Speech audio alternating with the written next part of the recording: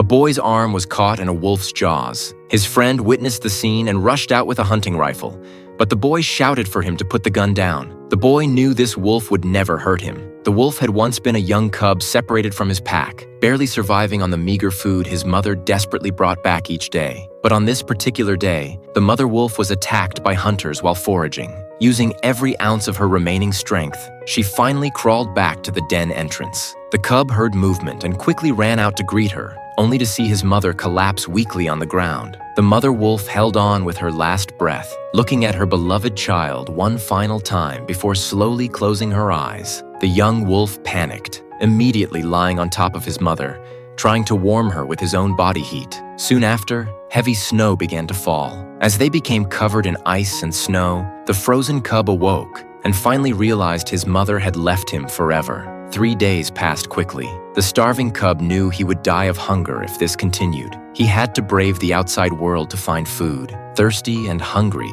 he could only gnaw on tree leaves to barely stave off hunger. When he went to the lake for water, he encountered humans for the first time. Just as he turned to flee, a Native American caught him. Several months passed, and the young wolf had grown into a well-trained working dog. The chief named him White Fang. Then a gold prospector came to town. The moment the boy saw White Fang, he felt a strange sense of familiarity. This was the same young wolf he had once encountered. Jack slowly approached White Fang. Just as he reached out to pet him, the chief hurried over to stop him, explaining that White Fang was meant for work. The chief treated White Fang merely as a tool, without any familial affection. The next day, while Jack was wandering nearby, he noticed White Fang secretly following him. Just as he turned to investigate, a brown bear suddenly appeared behind him. Terrified, Jack ran quickly and dove into a woodpile. The bear kept swiping at the wood with its claws, trying to reach Jack through the gaps. Its sharp claws caught his clothes, and Jack cried out in pain.